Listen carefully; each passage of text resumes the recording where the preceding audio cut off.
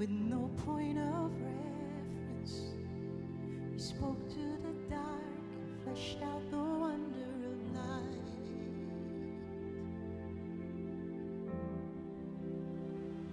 And as you speak, 100 billion galaxies are born in the vapor of your breath. Planets form. If the stars were made to worship, so will I can see your heart in everything you made. Every burning star, a signal fire of grace.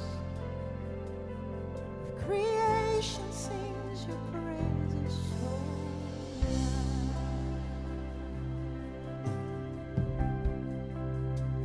so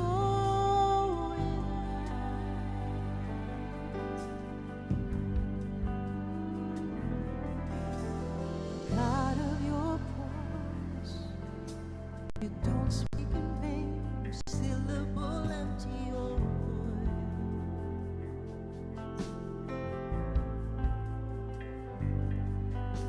For once you have spoken, all nature and science follow the sound of your voice. Oh yes, Lord. And as you speak,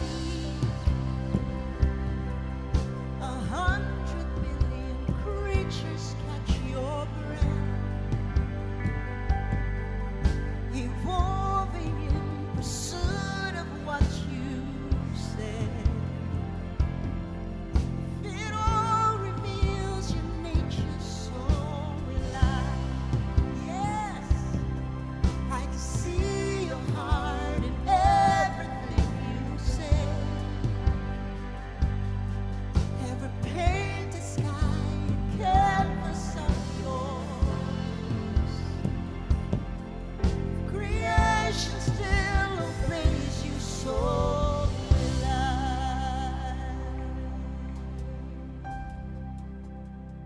So will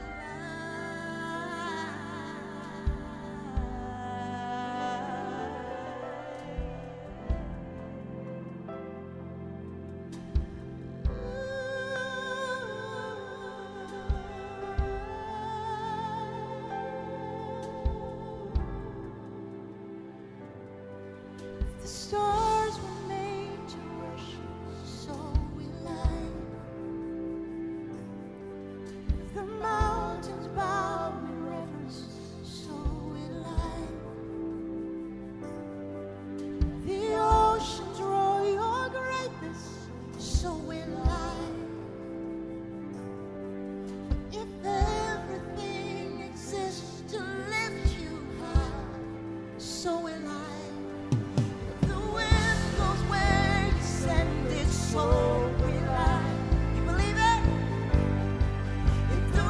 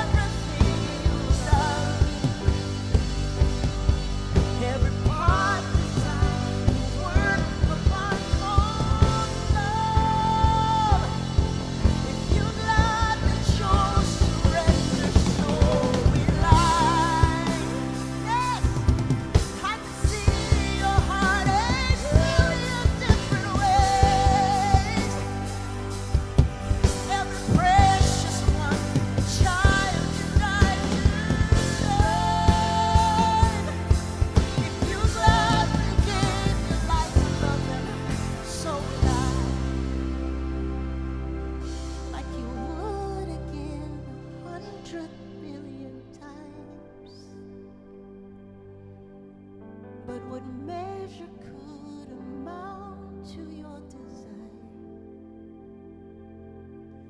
You're the one who never leaves the one behind.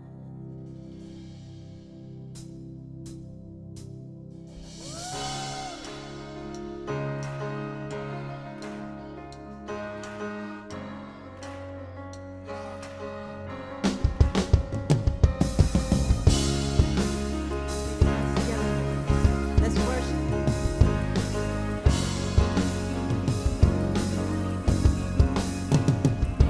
We worship the God who was. We worship the God who is. We worship the God who evermore will be. He opened the prison doors. He parted the raging sea. My God, He holds the victory. There's joy in the house of the Lord. There's joy in the house of the Lord today. And we won't be quiet. We shout out your praise. There's joy in the house of the Lord. Our God is surely in this place. We won't be quiet. We shout out your praise. Oh, oh, we shout out your praise. We sing to the God who heals. We sing to the God who saves. We sing to the God who always makes a way. He hung upon that cross, then He rose up from that grave. My God still all His souls away. There's joy in the house of the Lord. There's joy in the house of the Lord today. And we won't be quiet. We shout out your praise. There's joy in the house of the Lord. Our God is surely in this place. And we won't be quiet. We shout out your praise. We were the beggars, now we're royalty. We were the prisoners, now we're running free. We are forgiven, accepted, redeemed by His grace. Let the house of the Lord sing praise. Yeah, we were the beggars, now we're royalty. We were the prisoners, now we're running free. We are forgiven, accepted, redeemed by His grace. Let the house of the Lord sing praise. There's joy in the house of the Lord. There's joy in the house of the Lord today. And we won't be quiet. You got it. We shout out your praise. There's joy in the house of the Lord. Our God is surely in this place. And we won't be quiet. We shout out your praise. There's joy in the house of the Lord. There's joy in the house of the Lord today. And we won't be quiet. We shout out your praise. There's joy in the house of the Lord. Our God is surely in this place. And we won't be quiet. We shout out your praise. Oh, oh, oh. We shout out your praise. There is joy. There is joy in this house. We shout out your praise.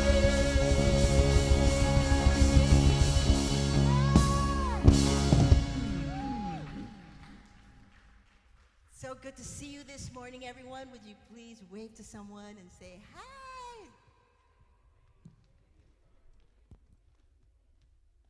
Good morning, everybody. Welcome to Hope Santa Barbara. My name is Gabe Hollis. I'm delighted to have you with us here this morning. I'm Jordan Branch. I am our Team World Vision captain, and it's great to see everyone here in person. And if you are with us online, thank you for joining us as well. We would love it if you take just a quick second, tap that like button, hit the share button, subscribe to us on YouTube. These are all great ways to help this video reach a whole lot more people. And if you are here in person, I heard a rumor that there might be tacos afterward. I don't know. I heard something about that. And if we were here a couple of weeks ago, we found out that there's a lot of women on dating apps who love tacos. That's the way to everyone's heart is tacos. That's right, yeah. And if you're here in person and it's your very first time, be sure to stop by the information table. We have a free gift that you can grab just as a way of saying thank you, and we want to get to know you a little more. We'd also love it, if you haven't done it yet, you can download our app. Yeah, it's super easy to find the app, hopesb.com/app. And there's cool features on there. You'll be able to listen to sermons from previous Sundays. You can sign up for some stuff. There's a virtual connection card on there that you could fill out. There's also a connection card that you got when you walked in the door that you can fill out. And it's just a way for us to be able to connect with you, and you can let us know anything you want us to let us know. You can let us know about yourself. You can leave a comment, a question, a prayer request. We would love to pray for you, so hope you'll take a second to fill that out. Definitely. And one thing that we love doing that's happening this Tuesday at 11 a.m. at People's Park in Isla Vista, and happens every second Tuesday of the month, is when we feed our friends without homes some really delicious meals. This is a really easy, practical, genuine way to share the love of Jesus Christ with some people in need, and people from Hope prepare and bring delicious meals, whether it's store-bought or homemade, and just share the love of Jesus with these people in a really simple way. And there are tons of ways you can get involved. If you love baking, if you love cooking, if you just want to shop for food at the grocery store, or if you don't want to do the food but you'll show up to serve, all those are great and really valuable. So check that box on your connection card, let us know, and we'll get in touch with you for how you can be a part of that. And something else we really love is a local organization called Hope Refuge, which helps rehabilitate girls between the ages of 12 and 17 who have survived sex trafficking. And, You want to tell them more about that? I'll tell them more. Yeah, tell them more about that. It's pretty cool what they do. And right now, their mentorship program is actually in need of Visa gift cards to help cover the cost of things like water bottles and snacks and arts and crafts activities and other supplies that they use on a daily basis with these girls. And because we love helping them however we can, we created a fund for these gift cards. And if you would like to donate to that, you can do so by going to our giving page on our website or through our app. You click on the Giving tab, and you can select on there how much you want to donate, how much you want to buy a gift card for, whether it's $5, $10, 15, whatever you want to do. And then make sure to click on the menu that allows you to choose the fund called Hope Refuge Mentors Gift Cards. Yeah. And if you would prefer to just bring something in person, just let us know on the connection card. We'll get in contact with you again and make sure that that gift card finds its way to Hope Refuge. That's it for us. Now here is our lead pastor, Jim Firth, with today's message. Good morning, everybody. We are beginning a new series today called The End is Near. Right? Yeah. I know there are a lot of people with a lot of different ideas and images that pop into your mind when you hear those words. And I'm guessing that for quite a few of you, this here is an image that pops into your mind when you hear those words. We, of course, rejected that as the main graphic for this series, but gladly, I'm thinking. But here's another, was another candidate. This is,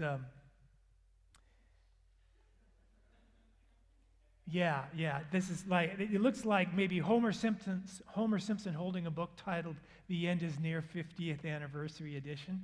Thought that was kind of funny. Gabe Hollis was actually really pushing for this one. Yeah. That one kind of has a dual meaning, neither of which is good. So, yeah, we rejected that as our series graphic and instead went with this one, and which I kind of like because it also has kind of, multiple meanings. I mean, the words, the end is near, can mean many different things, right? It could be referring to the end of a difficult or challenging season, that the end of that is near. Or it could mean that you're approaching the finish line, the end of the race. Or it could mean that the end of the world is near, which most people consider not a pleasant thought, doom and destruction and, well, the end of life as we know it.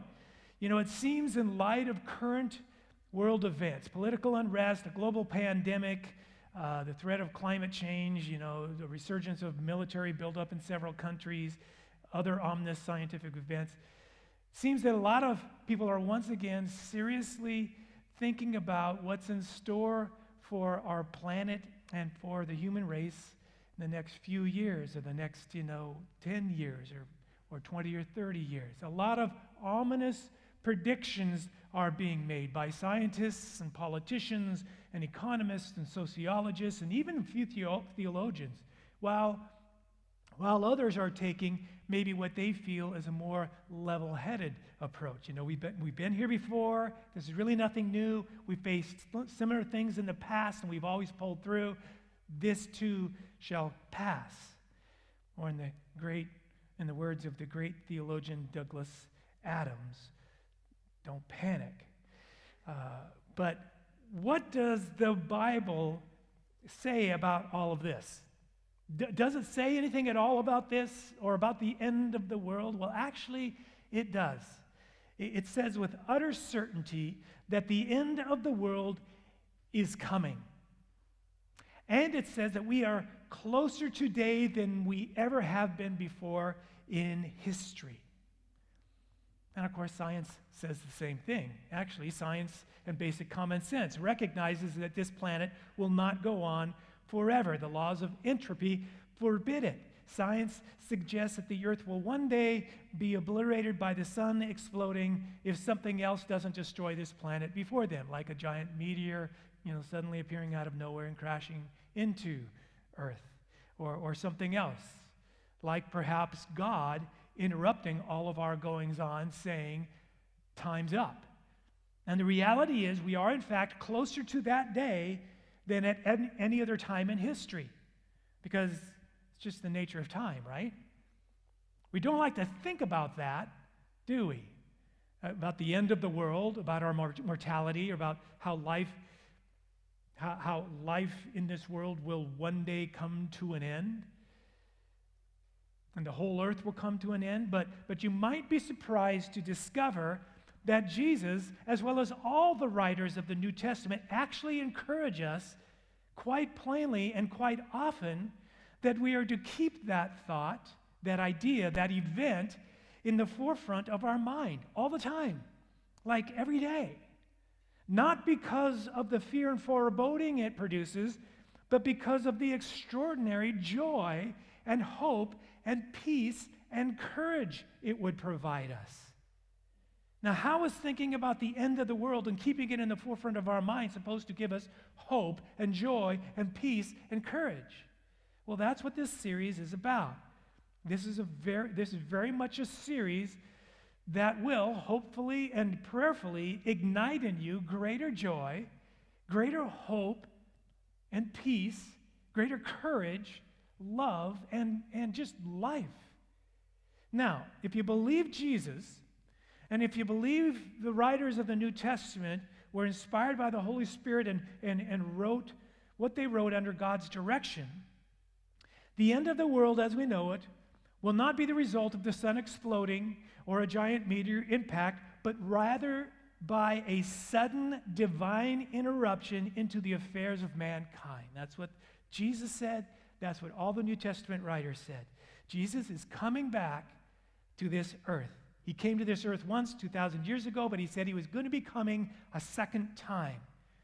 But when he comes the second time, instead of coming to die and rise again from the dead, he's coming to rule the world.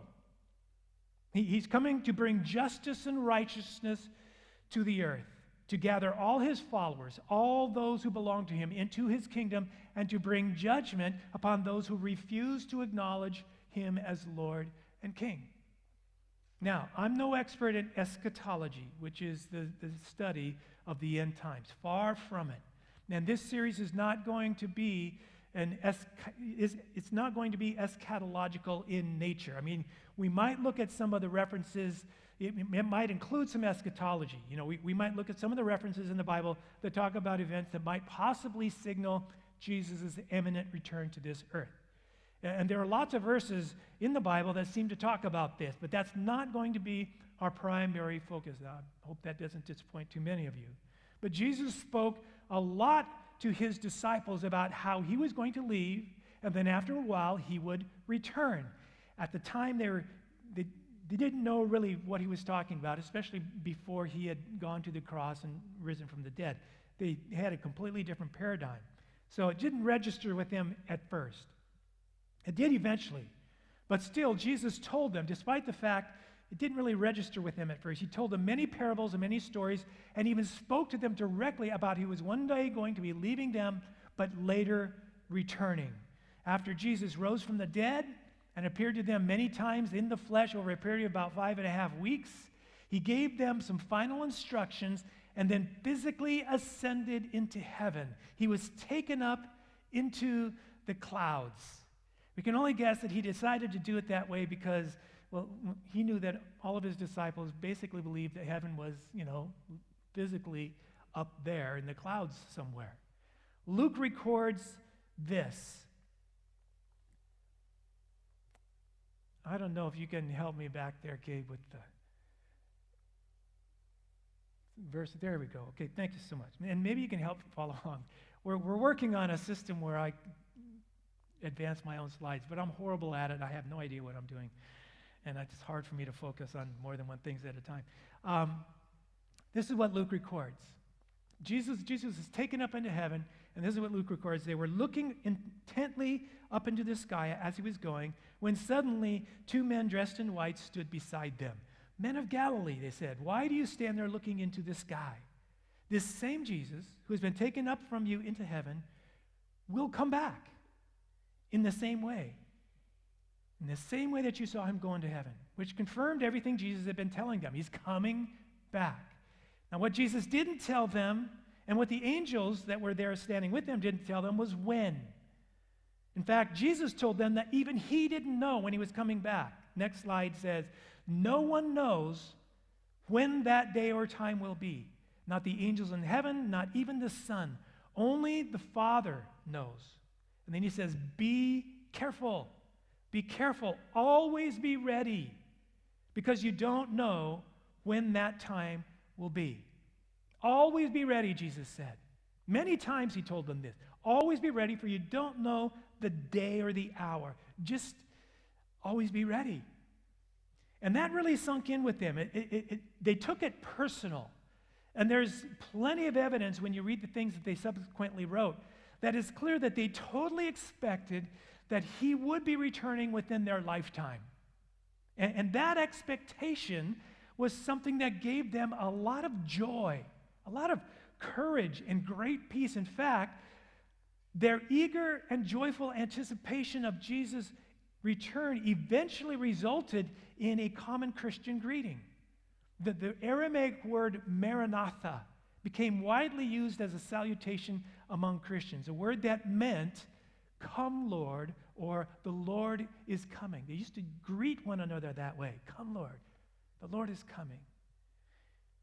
See, it was clear that the Jesus followers living in the first century fully expected Jesus to come back at any moment, and that was a source of great joy for them. And I have little doubt that there came a time when Jesus' original disciples were all together sometime after his resurrection, maybe just gathered together to enjoy a meal together, or maybe, sitting around a fire pit one night, just hanging out, enjoying a great discussion, reflecting on some of the things that Jesus has said, and they got to speculating among themselves, about when Jesus might return, trying to figure it out based on a lot of the things he said.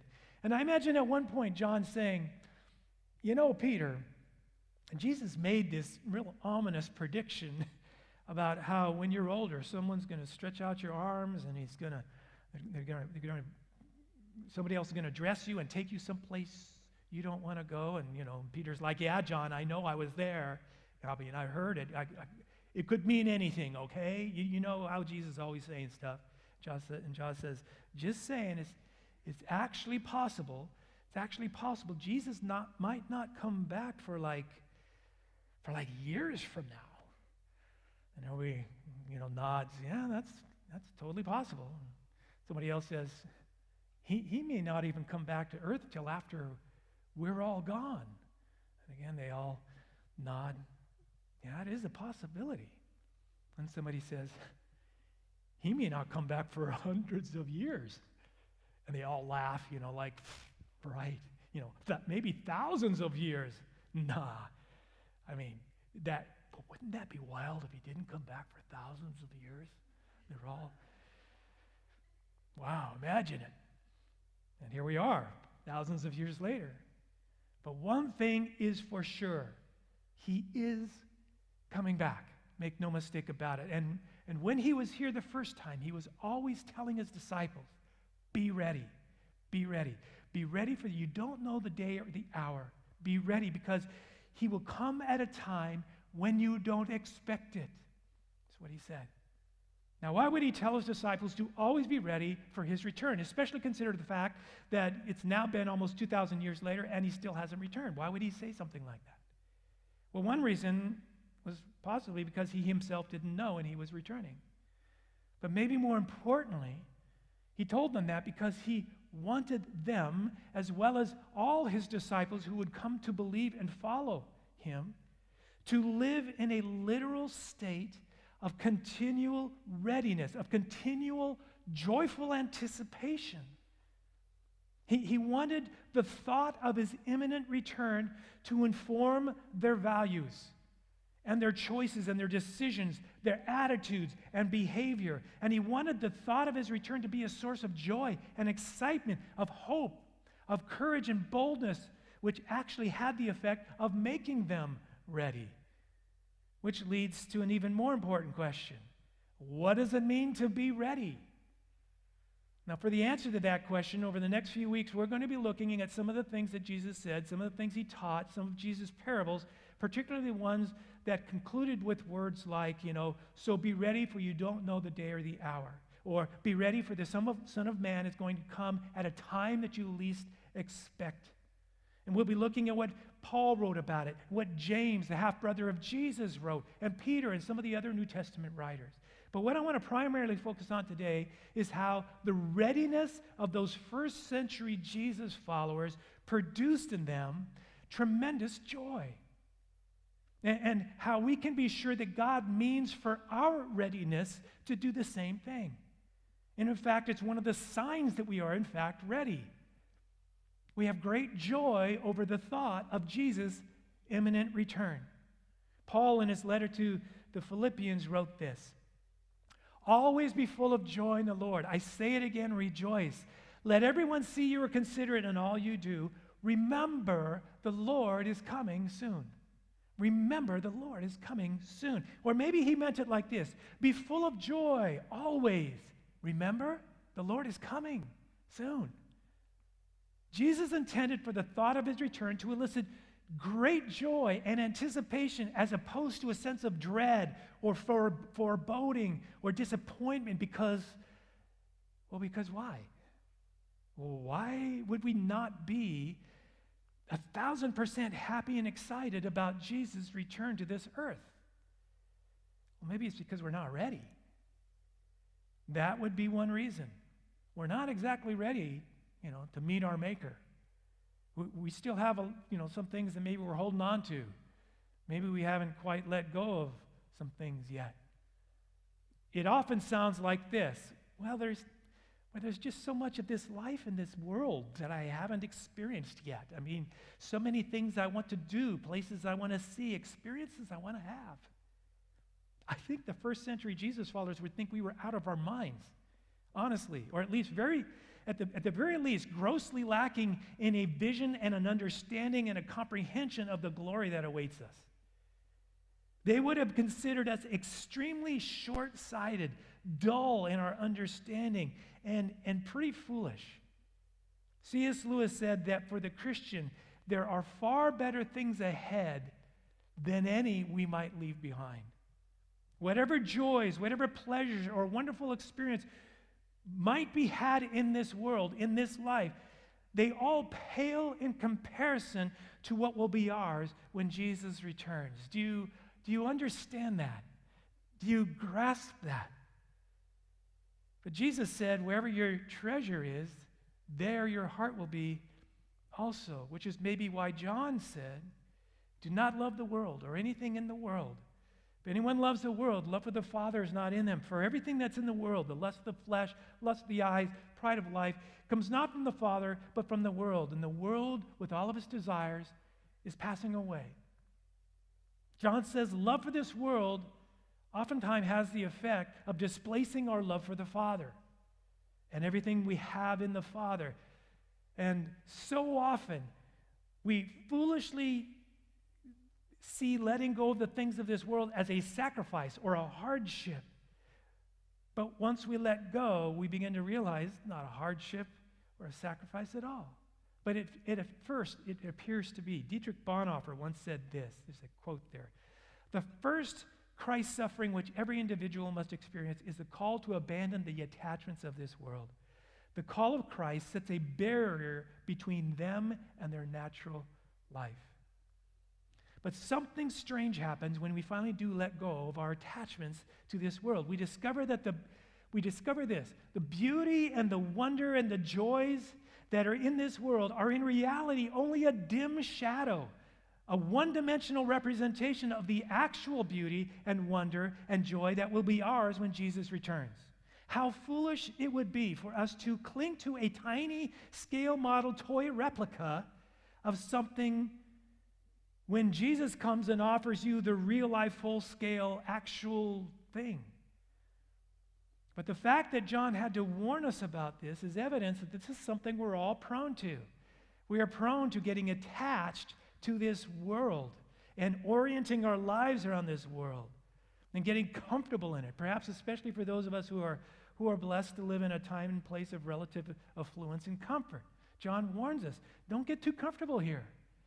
Don't get too attached to this world and all the things that this world offers. Don't begin to think that your treasure is here. It's not. Keep your heart, your eyes, your mind, and soul fixed on where your true treasure is, where the real thing is. Because where your treasure is, there your heart will be also. And God does not want your heart to be in the things of this world that are quickly passing away. Now, you might be a Jesus follower and are thinking, if I'm honest, then I guess I'm not ready. I'm not ready. Jesus said to always be ready, but the truth be known, I'm not ready. So how do I get ready? How do I move my affections from here to there? How do I transfer my treasure from the things of this world to the things in heaven? How do we become the kind of person that is eagerly, joyfully, and praying for, enthusiastically anticipating with great excitement the return of Jesus? How do we become ready? Peter, in one of his letters, he writes this. Therefore, with minds that are alert and fully sober, set your hope completely on the grace to be brought to you when Jesus Christ is revealed, when he comes back, when he returns. Set your hope completely on what he's going to bring to you when he returns. Now, one of the reasons we can live in such joyful anticipation for Jesus' returns is that when he comes, he is bringing with him grace for you, Peter says. The Greek word is charis. And it sometimes is translated kindness or favor, especially favor that you don't deserve. Now, if somebody gives you something that you believe you deserve, it's not kindness, is it? That's payment. That is something you are owed. A person isn't being kind when they give you something that you're owed. It's simply a transaction. But Peter says, with a sharp and sober mind that is ready and alert, fix your hope completely on this kindness, this grace that you're going to receive from Jesus when he comes. And then he immediately goes on to say this, as obedient children, do not conform to the evil desires you once had when you lived in ignorance. But just as he who called you is holy, so be holy in all you do. For it is written, be holy, for I am holy. Now, some of you may be seeing an apparent contradiction of sorts here. You're thinking, if I'm obedient and holy, I don't need grace, right? But you do. You do. Because it's not only by virtue of his grace that you can become obedient and holy. Face it, apart from his grace, you don't even want to be obedient and holy, do you? But it's his grace that produces in you a desire for obedience and holiness, and it's his grace that propels you toward obedience and holiness and kindles a fire within you to walk in it. If there's no joy in obedience and holiness, or no fire in you to pursue obedience and holiness, you've not yet tasted of his grace. You need to receive and embrace his grace.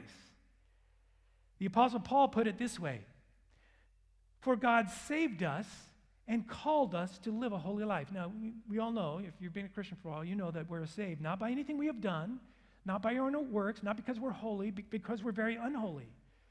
You know, God saved us, and then he called us to live a holy life. He did this not because we deserved it, but because that was his plan before the beginning of time, to show us his grace through Christ Jesus. How did he show us his grace? By calling us to live a holy life. Again, his call to be holy and his plan to show us grace is talked about in the same sentence by Paul, very naturally. But for some reason, this is a very difficult concept for us, some of us, to understand today. There's a temptation to see the offer of grace and the call to holiness as being somewhat contradictory. But I came up with an analogy.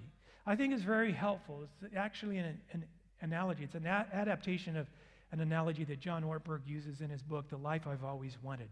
And remember, this is in the context of how to be ready, what it means to be ready for Jesus' return. Because in the weeks to come, we're going to actually be diving much deeper into this whole idea of what it means to be ready for Jesus' return, which could literally take place at any moment. It could take place before I finish this sentence. Okay, so it didn't, but it could have, and it still can, all right? So here's the analogy. Let me ask you a question. If given the opportunity, would you be ready, prepared to be launched into outer space right now or tomorrow? As an astronaut.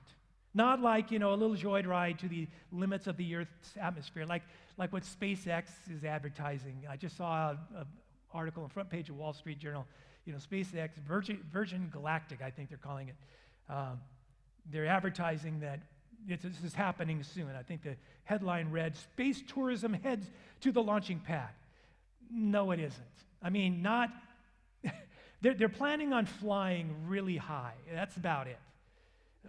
But they will not leave the Earth's atmosphere, and they will not actually be going into outer space. Actually, leaving the Earth's atmosphere involves a whole nother level of technology and preparedness, it involves a whole lot of other very complicated, difficult issues.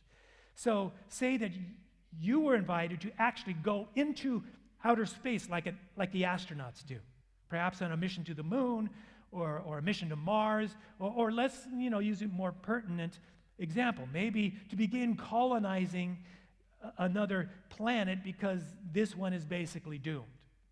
Would you be ready to make that trip? No, you would not be ready, and neither would I. Rocket launches and actual space travel being what they are today. See, movies make it look easy, but that's because they're all staging these space voyages way in the future where they've perfected the complicated process of escaping the Earth's atmosphere and managing zero gravity and all those things. Space travel today is still extremely difficult to pull off, and not just something anybody can do. Astronauts go through an incredibly vigorous screening process just to qualify for the training program, which very few of them actually ever are able to complete.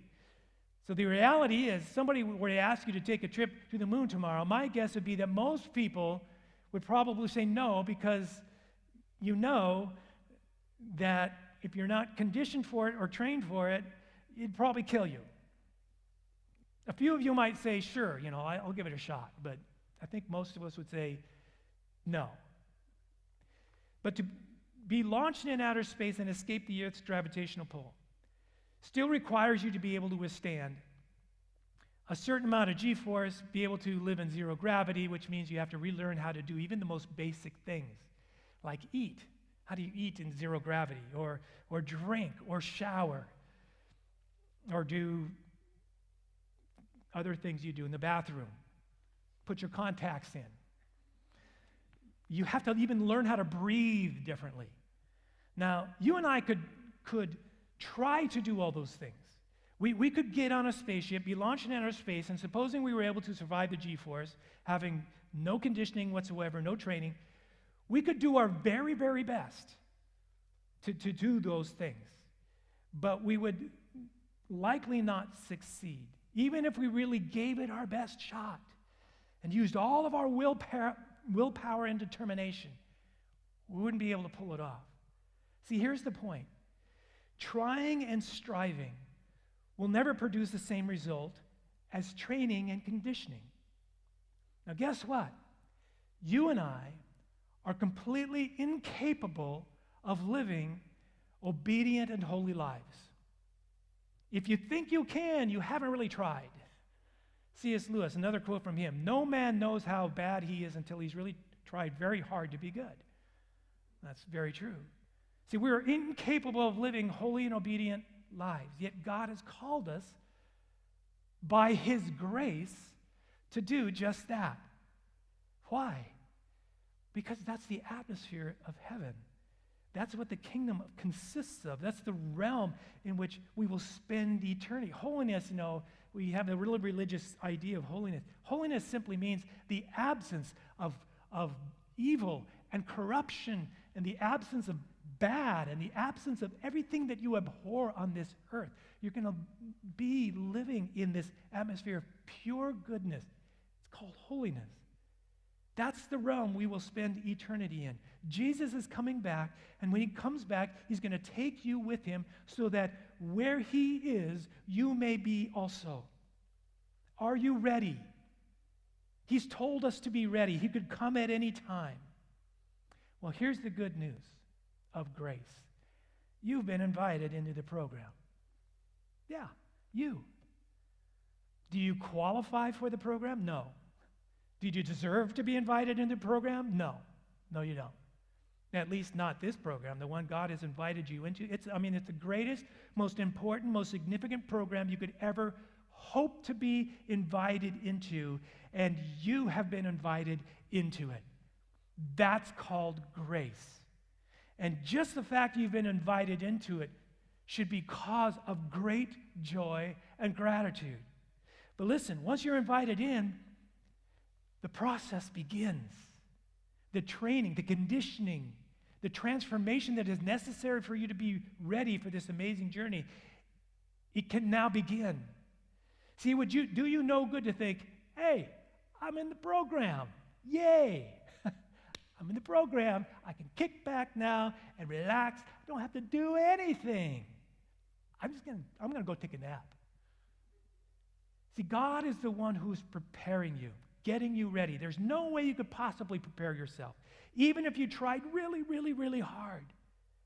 God is the one preparing you, but you're the one who is embracing the preparation, submitting to the training and the conditioning, the process of transformation, and not fighting against it or dismissing it as irrelevant or unimportant. So when Jesus says, be ready, hear that as coming from the one who is your guide, your teacher and instructor, the one who has assumed the primary responsibility of making you ready, and be eager and willing to do what He says, keeping your eyes in your hope, your eager anticipation on the launch date. You're going somewhere, and it's exciting, and you're getting ready, and you have the perfect trainer to get you ready. The launch date, that day when Jesus will return and take you to Himself. Worship team, why don't you guys come on back? Paul writes in his letters to the Christians living in Philippi. He says, I am certain that God, who began the good work within you, will continue His work until it is finally finished on the day when Jesus returns. I pray that your love will overflow more and more, and that you will keep on growing in the knowledge and understanding. For I want you to understand what really matters. He says, I want you to understand what really matters. I want you to understand what really matters. So that you may live pure and blameless lives until the day of Christ's return. Lord, help us to understand what really matters. Because the reality is we are so distracted and so tempted to spend all of our affections, all of our energies, all of our time and resources on things that don't matter. And you were saying, be ready. I'm coming back. I want you to be ready. So help us to understand what really matters in our day-to-day life and what really doesn't matter. I believe that as we do that, as we really begin to seek you intently, and as you begin to reveal to us what really matters, we're going to experience a level of joy and excitement and enthusiasm for life. We're going to make a bigger difference in this world and in this life because we know what really matters and what really doesn't matter. Father, forgive us for so easily allowing the attachments of this world to pull us away from you. Give us wisdom and understanding, and help us, God, to be ready for you. In Jesus' name, amen. Amen. Thanks so much for that, Jim. Thank you. I appreciate that. And feeling ready for astronaut training now. No, that definitely a good reminder that we are just invited in by grace to be prepared for life in the presence of God for all of eternity. So, man, I want to take that with me this week. Amen. That's powerful. We want to get that to as many people as possible. And one of the ways you can help with making that happen is giving online. You can give online to Hope at hopesb.com/give. There's also a place when you leave today where you could drop off a donation if you'd like to do one here in person. And that is it for us. We're Here's close the band with one final song.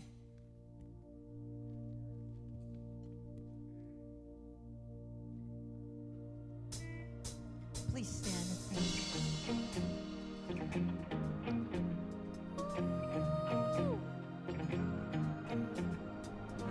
Waking up in the darkest night, resting my eyes on a new horizon. Joy before me, leave the past behind. There's no turning back. There's no turning back. Only I run into your presence, made like a child, known and protected here in your arms. My shame is unraveling, unraveling. You make me blameless, blameless. You call my heart out of the dark. Blameless, blameless. Finally free. Jesus, you make me blameless, blameless. I was living underneath gray crack skies. Now I'm dancing in the light of heaven. Grace found me, brought me back to life. There's no turning back. There's no turning back. Boldly I run into your presence, made like a child, known and protected here in your arms. My shame is unraveling, unraveling. You make me blameless, blameless. You call my heart out of the dark. Blameless, blameless.